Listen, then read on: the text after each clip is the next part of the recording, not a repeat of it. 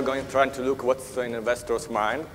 So really, it's a hard topic. We were thinking of starting with this surgery, but then in the end, we decided it would be a bit uncomfortable for the speakers, so we tried with a soft conversation. So let me introduce first our speakers, which are Yavuz KAYNAR from EBRD, European Development Bank, and then Cem Sertoglu from Earlybird, Alexander Konyoplasty from VC, wherever you want, and Cankut Duvagun from Aslanova Capital.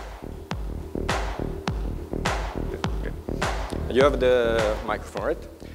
Okay, so great. So thank you for being here. So Yavuz, we started with you. We were going to make 3 or 4 rounds of questions. So we have about 40 minutes. So let's try to stick to the timetable, but we can even take it longer if needed. And so I was thinking, the first thing that comes to mind, when thinking what's in an investor's mind, because it's so important for a startup to know that, is how do you select your startups? What are your criteria for doing that? And what makes you think, okay, I'm going to bet my money on this team or this product? Is it working? Maybe it's not. Okay. Try this one. Now this is the red light is running. Okay. Try with one. Okay. Thank you. It's great to be here. I think you know I don't think anyone of us is going to give you one single answer saying this is what we're looking for. I mean, I think, the standards are, the team, the traction, and all that sort of stuff. And I think, there's this secret, there's a secret sauce that, sometimes you see a team that's, that's just so extremely motivated by what they're doing outside of the potential returns of investment, that just sort of, there's that moment where that switch turns off inside my mind. Just saying, this is actually at least worth taking a look at. And the one other aspect of good startups or good entrepreneurs when they're pitching to you is that they really know you and they really know what you're looking for, what stage you're looking for, and what kind of investments you've done in the past. So it's sort of this. You can't make that decision. You can't.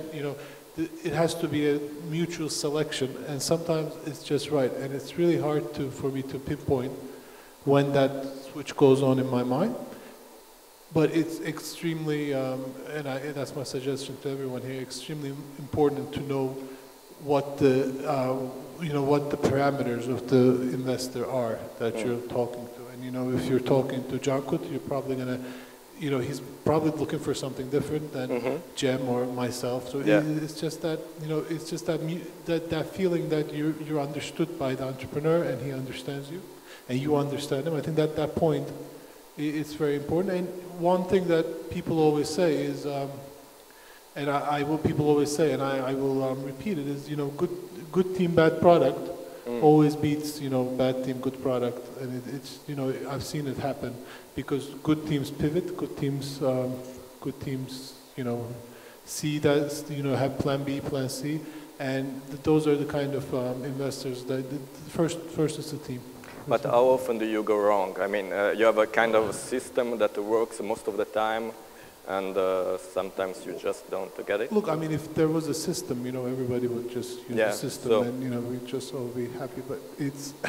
There's no system, and I've gone wrong. I think everyone's gone wrong. I think if you haven't gone wrong, I don't think you're doing justice to the asset class that you're investing in, which is you need to have sort of in the venture asset class. You need to have these write-offs. You need to take enough risks that you have the sort of the A players, B players, and then you have the write-offs. And I have gone wrong, and there's really no system. I think. Okay, sure. Do you? I think you do agree with that, or what? What's your take? Absolutely. One thing that we have to be very watchful, given the region that we invest in, though, is is it worth it? You know, is there enough meat in the opportunity to go ahead and take these risks? Because I mean, every startup has such high odds to beat that if they get there, it needs to be worth the effort, worth the risk taken, worth the time and the blood, sweat, and tears. Mm-hmm.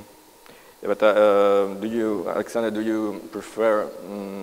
Do you agree with the other speakers, and also do you usually prefer to invest in startups who have already a proven business model, or you even more? Yeah, I think I want to agree with Yavuz and Cem first. I think you know, it's actually very hard to be an investor because we tend to, you know, founders should be emotional and optimistic about their business, and I think we tend to sometimes also get emotional and optimistic about the founders and their business. And I think we sometimes forget that we also have fiduciary duties to our clients, you know, our investors, where we need to make returns. So I think for us, it's always important to not to be emotional about, you know, thinking about the founder. And I think that relates a little bit to the deal terms, and in particular the valuation. I think that's where we are always very cautious and conscious about. In terms of, you know, stage, we are a Series A type of fund focusing on, you know, emerging Europe, and in Turkey in particular, we're probably looking for, you know, companies with more developed products and in larger markets for consumer services, or companies who are offering B2B software as a service products that are scalable across Europe. So these are, I think, Turkey has produced a number of companies in these niches. I would agree with Cem in terms of the meat, because some niches and markets are big, and people tend to think, okay, you know, whatever. In yesterday's speeches, for example, people were presenting, okay, US has $5 billion market. So, you know, that's not the way to think about it. You should think about Turkey, and then you should cut it into online versus offline. Of course, offline is big, but let's look at online. How big is that? And then it takes time to penetrate that, and even more time to go into offline. So that's why I think you should always be conscious, and when talking to investors and us in particular, I think we always look at the right valuation versus the opportunity and the time to get there. Mm-hmm. Okay, and what do you think, Cankut?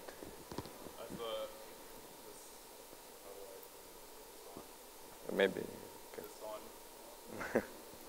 We are not lucky with the microphone. Okay, can you hear me? Okay, perfect. As the last person responding to this question, I agree with everything that's been said before. I think the one thing that I might add is that I think that one of the benefits of investing in a geography like Turkey is that if you look at the different types of risks that an investor takes, market risk is something that we generally, does a market exist risk is something that we generally don't need to take, because we have the benefit of being able to see what has worked in other markets before.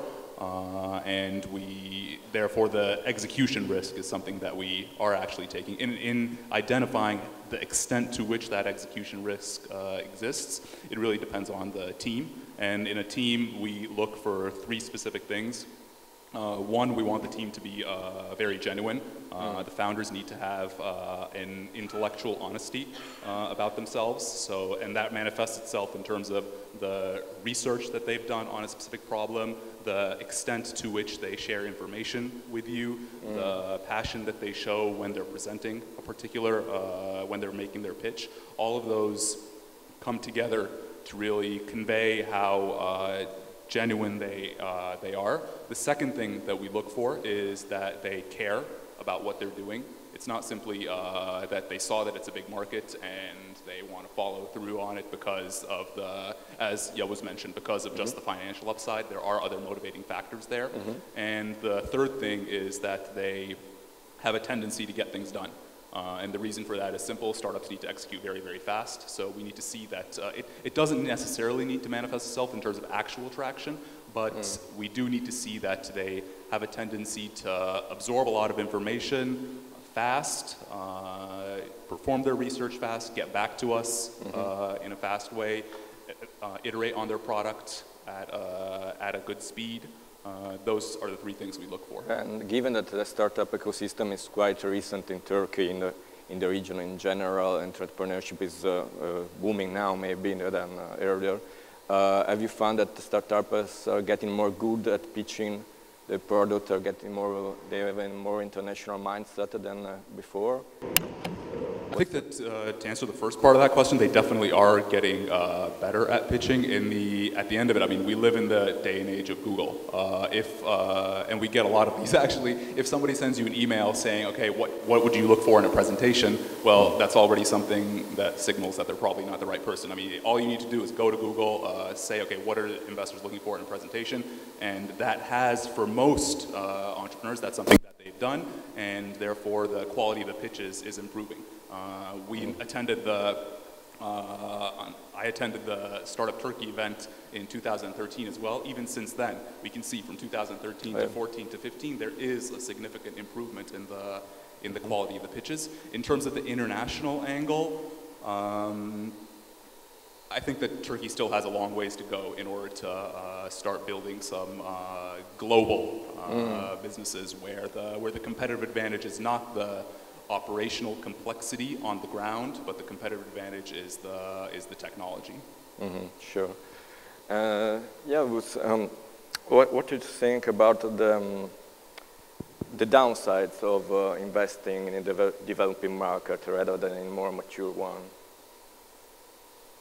I mean, it's complicated, but I think the access,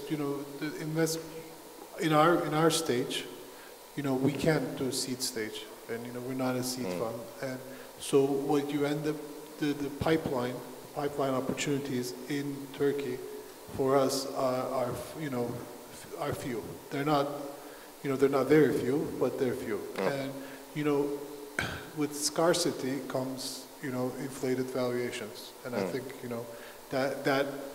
If you're looking from the point of especially an international investor who doesn't have to do deals in Turkey, international funds, we're based in London, we can invest in the entire region, and a Silicon Valley investor can invest anywhere they want, right? So, that scarcity, usually they don't care about. You value the investment, and you say this is worth this much, but in the minds of the entrepreneur, the valuation is somewhere else because they're looking at themselves. We're the only player in this market. So, again, my job is to sort of bridge that gap. I'm Turkish, and I work for an international fund, and our investment committee sits in London, and they really, to them it's a non-issue that you're the only company that does this in Turkey, for example, or you're the only company that does this in Jordan. It doesn't. They look at an investment to bridge that gap, to sort of bring them down to international standards is extremely difficult. Okay, so inflated valuations is one of the main. Yeah, I mean, because you have to exit. You have to. We have to exit, and the venture capital returns based on the risk you take are higher than private equity returns, and so that's something that it doesn't. We have to bridge that gap somehow, and it's difficult. I can't say I've been successful every time. Is this the same that's happening to you, that you struggle with this kind of problem? Yes, and unlike EBRD, I mean, our region is even smaller. And fortunately, unlike EBRD, we can probably be more flexible. So we do find ourselves being flexible. First of all, we're a $150 million fund.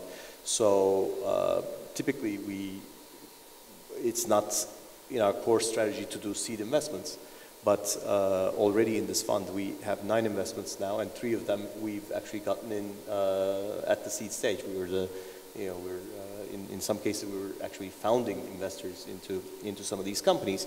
So when we look at the deal flow we're seeing, the quality of the companies, the valuation expectations, and weigh it up against our risk-return appetite, we sometimes see that it might be better for us to be building these companies and instilling the right biases, behaviors, the right DNA into these companies from very early on. So it helps to be very flexible, and I think it helps that we have had experience in building companies in the past. So it's something we can get actively involved in. Yeah, Alexander, I know you invest a lot also in Russia, in other markets. So what's the main difference that you found in investing in Turkey or in the MENA region from other?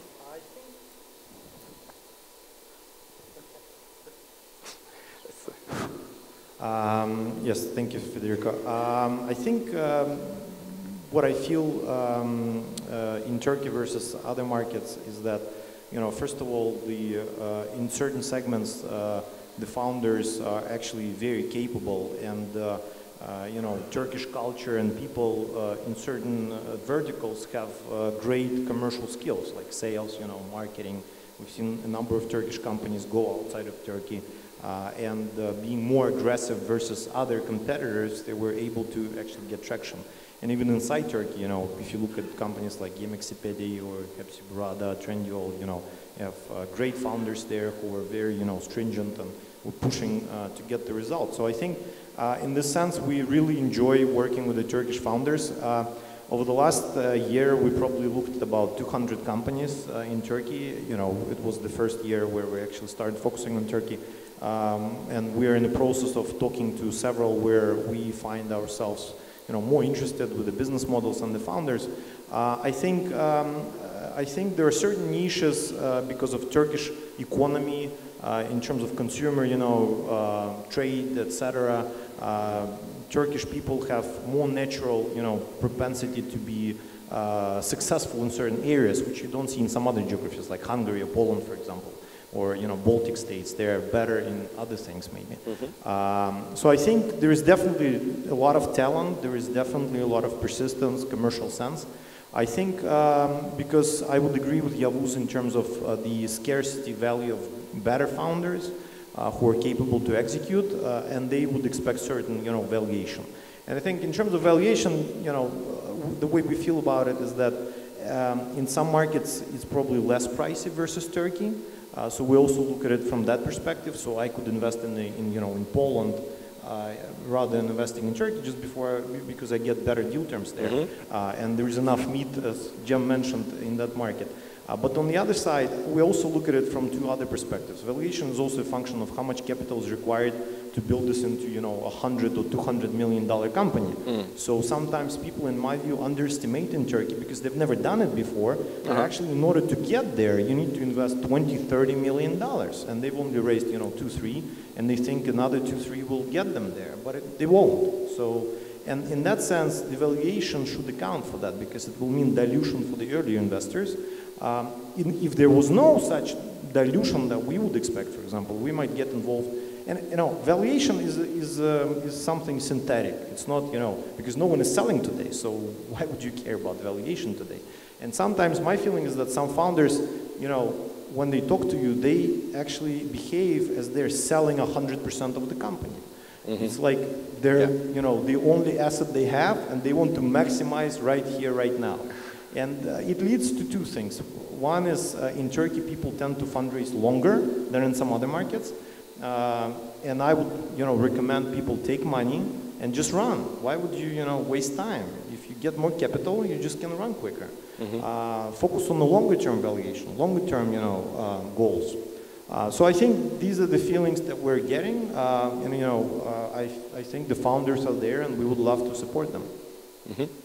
And Cankut, what's your take on the topic of inflated valuations in Turkey? Well, we're the actors who are most often accused of having increased the valuations in Turkey. Okay, so, we might have a different view, but in reality, I do agree that some of the valuations that were placed on some of our early investments were high. There's no doubt about it. But then the question also comes to something that Sasha pointed out, which I also fully agree with. Sometimes the amount of capital that a business needs to grow also justifies creating an artificially high valuation. One of the best examples of that is Bitaxi.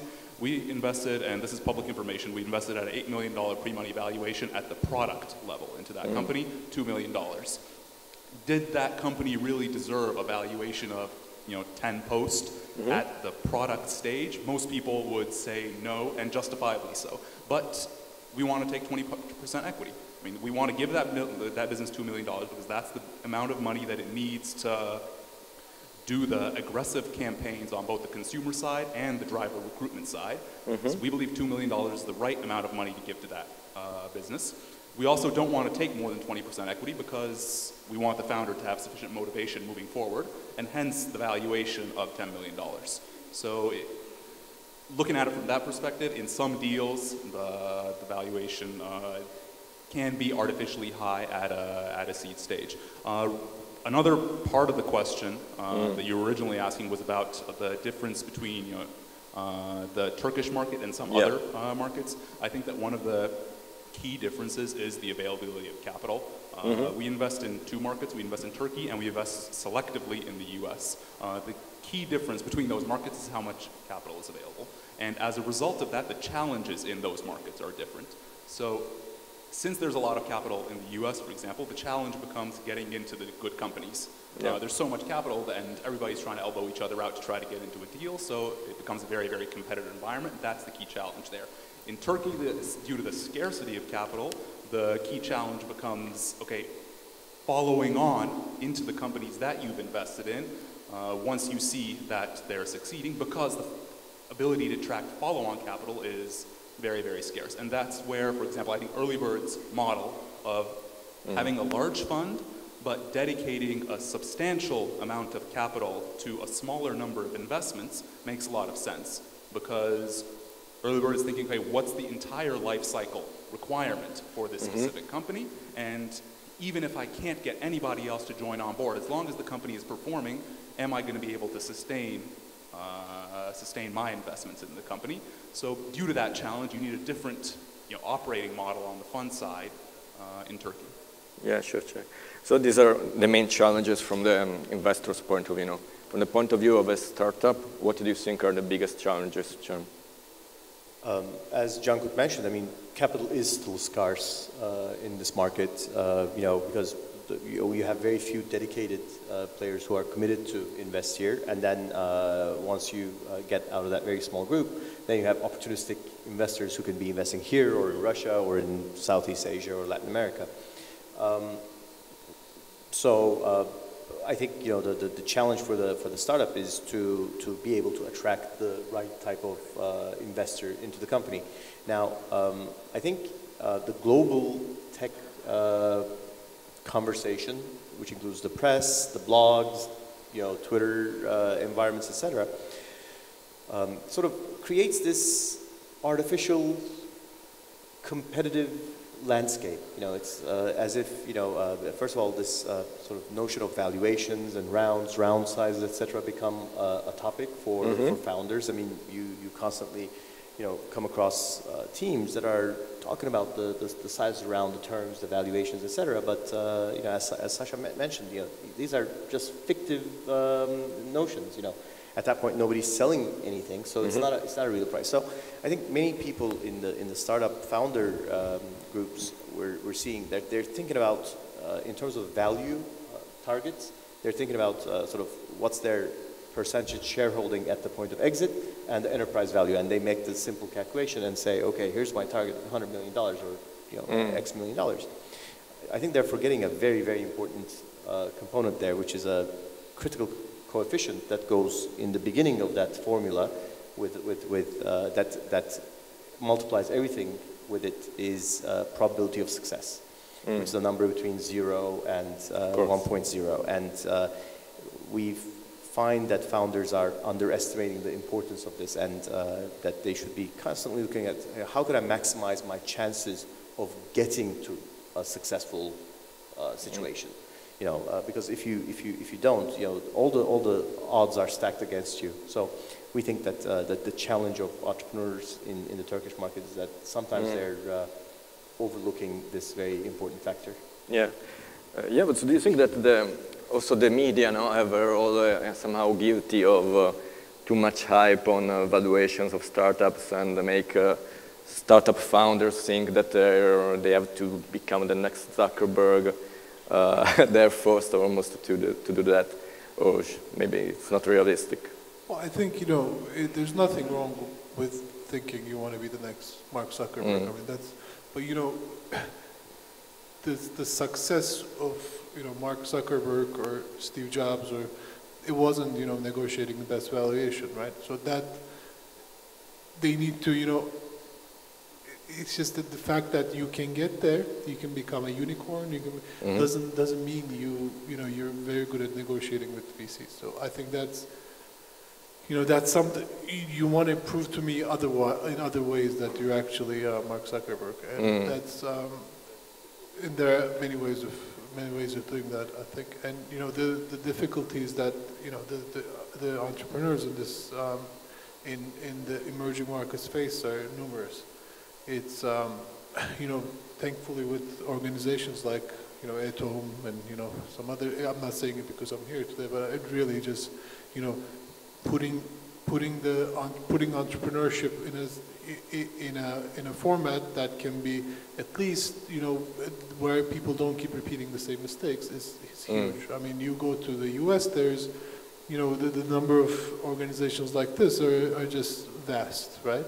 And I urge everyone, and you know, every single entrepreneur to take advantage of frameworks such as this and not repeat mistakes, because you see the same. Even, you know, I'll just be open. Even yesterday, in the 2-minute pitches or 2.5-minute pitches, you just sometimes see the same mistakes being made and remade, and you know, that's just, you know, that's just a very. Can you name one or two of these mistakes? Well, I mean, it's, you know, first of all, you're talking to venture capitalists, right? And sometimes you need to frame your business as a venture capital business. And sometimes I look at, you know, the way they frame, a lot of people frame those businesses were just lifestyle businesses. And, you know, that's just not going to... Okay, so know exactly what you're selling. Yeah, know exactly what you're selling. And, you know, Ozan, very good mentor, he kept mentioning this idea of, you know, putting forward valuations. People kept talking about their valuations, and I keep talking, it's a big mistake at this stage. Let people value, and or, you know, at early stage, again, ask, you know, just don't ask for money, ask for, you know, money plus, you know, we're looking for an investor that can bring us a network. You know, we want Cem because he's done, you know, this other investment, and you know, we think he can help us here, that kind of stuff. Or we want an investor who's built a marketplace from scratch before, that kind of stuff. It's just, I didn't see that. I didn't see much of that. There were some teams that did that very well. So again, it's a lack of, the difficulty is the lack of role models. And, you know, I think, you know, organizations like this, I think we will, you know, we will get to a place where this is more automated, you know. And if you're asking for another difficulty, is the legal framework. Okay. You know, if, you know, an investor like, you know, an early stage investor, seed investor, I think, you know, in the, you know, people like Tim Draper, right? They go in, they write checks, and then it's just very fast process. You know, I have to make it, you know, $500,000 investment as if I'm making a, you know, $500 million investment. Same process, you know, same. Yeah, you it's know, the same. It's just, you know, that kind of a legal framework is something that, you know, and, you know, Alexander mentioned, people just keep spending 2 years trying to raise money. I think, you know, half of that time is just spent, you know, jumping through hoops. And I think that's one of the difficulties here. Yeah, I think there's also this issue you mentioned before of the mistakes that startups make when introducing themselves to an investor. It's very useful maybe for startups that are watching now to know what, Alexander, have you found that are the most common mistakes when the people come to you and ask you for money? If the microphone isn't okay. Yeah, I think I'm on. I think you know, one of this, we're operating in a difficult market because, in general, emerging markets are difficult to operate because certain things are regulated in a different way versus the US, for example, where you need less paperwork and, you know, less licensing in certain areas, like, you know, for example, Yes. Sorry. Yeah, for example, like P2P lending in Turkey is not possible because, you know, licensing requirements and other things. Online education is limited, etc. So you as a founder have to go extra mile and extra step to get there to create a business that can disrupt large verticals. So one thing that we are searching for as well, and what we're trying to help the founders with, is HR. So we are unlikely to get involved, for example, in a company which has only one founder, just because the probability of failure is so much higher. So versus several founders. We're a team of 12 people operating across, Budapest, Istanbul, Moscow, and we're setting up presence in Warsaw. 3 people do HR. So we help our portfolio companies with HR. I personally spend like 20–30% of my time on helping to find, people. And another thing which I think is different versus some other markets is that in emerging markets, people are always more cautious, especially larger corporates, retail, telecom. It's harder to get through these, walls for a small startup versus the US, for example, where people are less, open to take a meeting and, contact with you. So we, for example, also spend quite significant amount of time and effort, especially after the investment, helping business develop sales and marketing to the company to get it, to the next stage and give, whatever context we have across Europe to fasten, development of the company. So I think there are natural disadvantages that we experience in emerging Europe, but I think it's VCs should be helping the founders not to give the money only, but also try to help. And we, for example, try to get engaged in opportunities where we can actually help. So if I, if I cannot help, why would I get involved there? People can take money elsewhere or go to the bank. So I think it's important to for the founder to find the right investor who can actually take him forward to the next level. And again, my favorite topic, valuation, I think it becomes less relevant in that case. So Cankut, besides funding, what kind of services do you think an investor should be able to provide to the startup?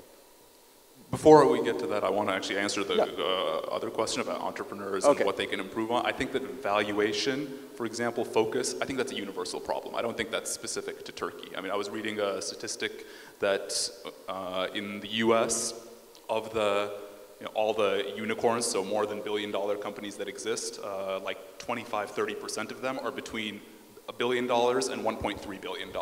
Statistically, that's not actually possible. It's because people are trying to hit a specific valuation and be a unicorn that they're reaching that. So being valuation-centric, it's a human problem. It's not a Turkey or region-specific problem. So I think that's something we need to grant to the local entrepreneurs here. I also think that, I'm only going to speak for ourselves here, but I think that we're all learning in this together. I don't think it's just, okay, entrepreneurs need to pitch to investors better in these ways and so forth. We're learning, we're making mistakes as well. Some of the original valuations that we invested at were higher than what they could have been. When we set out on this, we established original investment to follow-on investment ratio of 1:1. We said, okay, for each original investment, we're going to have reserves to invest that much more in follow-on rounds. Now we realize that that ratio probably in Turkey should be more like 1:3, 1:4. It shouldn't be a 1:1 ratio. We're learning as well. So it's not just, the entrepreneurs are making all these mistakes and the investors are not learning at all. We're making mistakes. What really matters is that, each day you learn something for the next day. Each decade, you're simply learning for the next decade. I think that's the better way to look at it. Then your question about, okay, what services do we offer? So until recently, we had a pretty wide range of services, actually. So there's 2 ways we do it. One is through the functional support that we offer.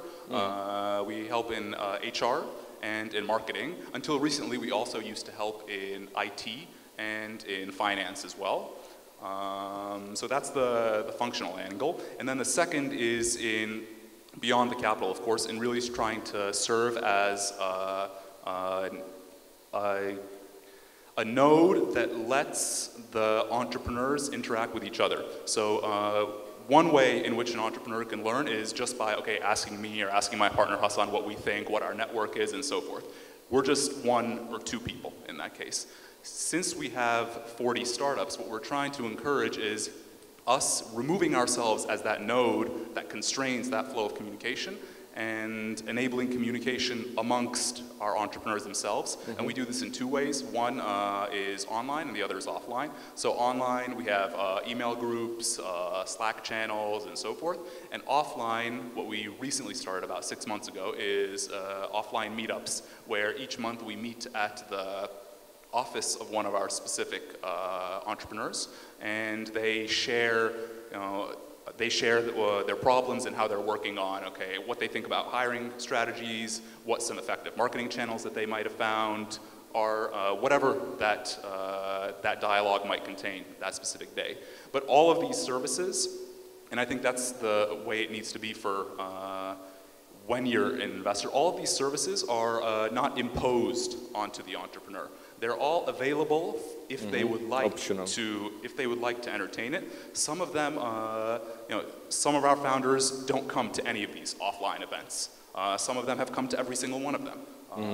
Some of them, we've probably helped them hire more than half of their team. Some of them have never used our HR services at all. They're all available there for the entrepreneur if they choose to pursue it. And that also reflects on the investment decision-making process. What we've come to learn over time is that you can't invest in a company with the goal of, okay, because of these services that I offer, it's going to become a good company. Because you can't impose those services on them. If they want to use them, they're going to use them. If they don't want to, they don't. So you need to, the assumption needs to be that even if they don't leverage any of your services, are they going to succeed? If yes, then invest. If they do choose to be more active and do entertain those services, that's all the better. In terms of business sectors, business areas in the region, is there anything that you found that you think it will grow faster, that you are very focused on? And do you think a startup should be try that specific field? We try to be sector or area agnostic because first of all, we don't think we understand these sectors as well as our founders do. So we're trying to back and partner with the best teams in each particular sector. Now, of course, for us to be able to evaluate an opportunity properly, we need to have a sense of it. So I think we do gravitate towards things that we understand a little bit better, but it's not an institutional mandate for us. It's, we try to be more open-minded about it. Now, if you think about our region is Eastern Europe, Turkey, and also Jordan. Well, e-commerce is, of course, one of them. This region gives us essentially two themes that we find ourselves investing in. One of them is taking innovation, technology innovation out of the region and helping them expand to the global markets where they're targeting. Almost all of our investments in Eastern Europe would fall into that category. So this, of course, sort of helps us gravitate towards certain areas. For example, security is a very advanced topic in Eastern Europe. There's been multiple success stories coming out of the region. So it's something that we constantly find ourselves looking at. We actually have not made a security investment, but we probably see a higher concentration of businesses in that area. And then the second theme we invest in is local champions, and a lot of those tend to be models that happen to have worked elsewhere, and they're Turkish adaptations or Polish adaptations. I mean, Turkey and Poland are probably the only two markets that are big enough in our region to warrant this approach. So in that area, we have looked at retail e-commerce businesses, marketplace type business models, and online services. Those tend to be more on the consumer side. And fintech, no. It's not an exception. We have one fintech investment. It's a Turkish company that's now expanded to London. It's an exchange, but it's an area I wouldn't say we focus on it, but we do see quite a few fintech opportunities. Are you also agnostic in this term? We are, but I think at early stages of portfolio building, you start investing. You don't really care about sector, and then we're at about 11 investments right now. And you look at your portfolio, you realize, we need some diversification. We're very. If you look at our portfolio, it's very consumer focused right now. So right now, I think we need to. I'm more carefully looking at things that are, B2B SaaS solutions, maybe fintech a little bit. That just it's a matter of in later stages of portfolio building, you tend to be more interested in certain sectors because you're lacking in those areas. How do you see the region developing in the future? What are in your opinion, the main trends, also the main economic opportunities that investors should be keen to get?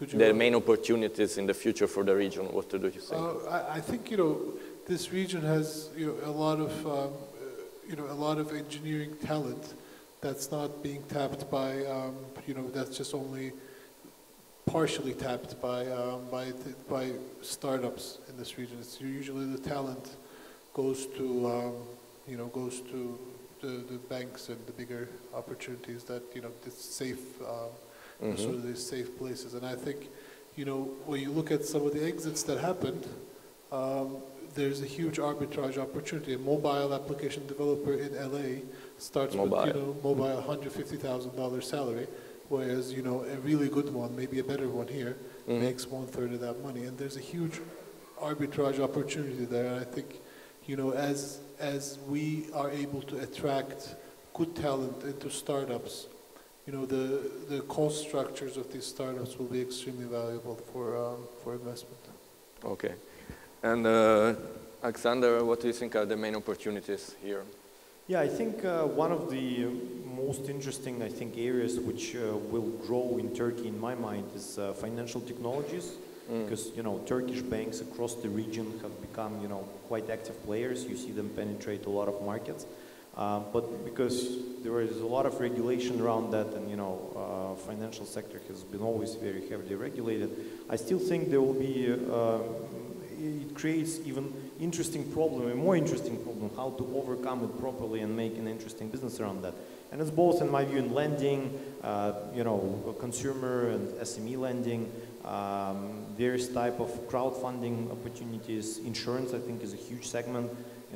We understand there are quasi-online businesses here, but there is no pure online player, and it's a huge population, a lot of insurance types like, earthquake protection, etc., which doesn't exist in other regions.